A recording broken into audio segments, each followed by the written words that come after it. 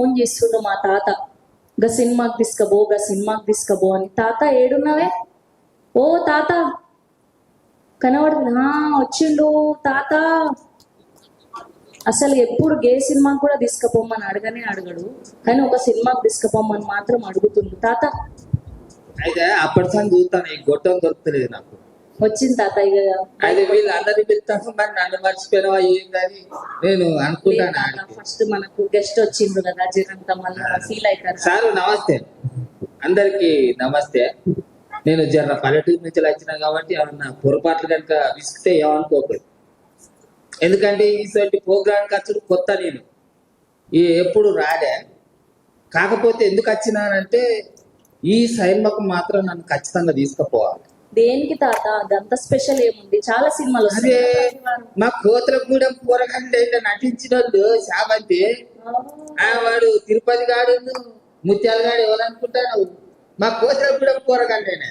అందుకే నాకంతా కోతులగూడెం పేరు లెక్కనే కోతులు తయారైనట్టున్నారు. కానీ ఇన్ని కోతులు పెట్టుకొని ఈ సినిమా తీసి చూసినావా డైరెక్టర్, ఆయనకు మొక్కాలే. ఆయన గురించి ఇంకేమైనా వచ్చేటట్టు మాట్లాడరా? కాదు తాత, ఇగో ప్రతి వారం సినిమాలు వస్తుంటాయి, పెద్ద స్టార్ల సినిమాలు వస్తాయి, పెద్ద డైరెక్టర్ సినిమాలు వస్తాయి, కానీ ఈ సినిమానే ఎందుకు తీసుకుపోమని ఇంకా సతాయిస్తున్నానేంటి? ఇప్పుడు ఈ ముచ్చట నేను మంచిగా చెప్తాను. సైన్మాలు అంటే కొన్ని సైన్మాలు ఎట్లుంటాయంటే ఏదైనా పాటో లేకుంటే ఏదైనా ఫైటో తీస్తే పెద్ద పెద్ద బిల్డింగ్లు కడతా అంటారు. కానీ ఈ సినిమాలో మాత్రం పల్లెటూరు జీవాన్ని ఉట్టిపోయేటట్టు నాకు కళ్ళ ముంగట కనిపించింది. ఎక్కడ ఓ చెత్త చెదారం తీసేయకుండా ఉన్నది ఉన్నట్టుగా ఈ కూలిపోయిన గోడలు, శిలువ పట్టిన సైకిళ్ళు, గుడిసెలు, బర్రెలు, గొర్రెలు ఎట్లున్నాయి అంటేనే అరే వాడు కాదు, ఇదంతా కాదు. కానీ ఇంకా టైలర్ తిరుపతి గానికి ఇచ్చినాను చొక్కా కుట్టడానికి, అందుకే కదా ఇప్పటి సంది ఇట్లా పని వేసుకుని వచ్చి వాదగుడ్డ మంచిగా నలుతాడు, వేరే అంగి కొడతాడు. వాడు తిరుపతి గారికి కథ పెట్టింది. ఇక అట్లా వాడు గడ్డాలు చేయాలంటే సంవత్సరం కట్టడంతా వాడు ఒకటిసారి నలుతాడు, సగం గడ్డాలు కొట్టుకుంటే వాడు ఎగుతాడు.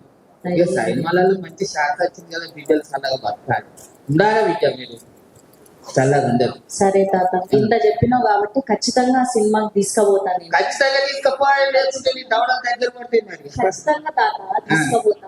ఆ రోజు నా బర్త్డే కూడా ఉంది తాత, పుట్టినరోజు.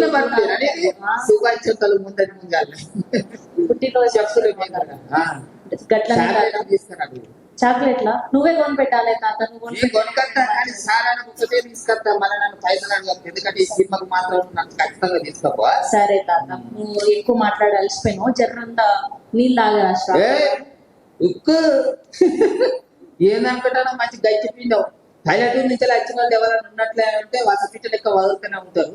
మేము ఏమన్నా తప్పుగా అన్నట్లే అంటే ఏం తక్కువ మాట్లాడలే తాత. నువ్వు ఇక నెక్స్ట్ ఈవెంట్ నుంచి మంచిగా కమర్షియల్ అయిపోవచ్చు. ఇయ్యాల పైసలు ఇస్తే కాస్త బతుకుంది కదా. సరే తాత, కూర్చోరా, నీళ్ళు తాగేస్తా. మంచి మర్యాద మరి, ఎందుకంటే మన కోతలు కూడా మీకు వచ్చినాం. Okay, yes.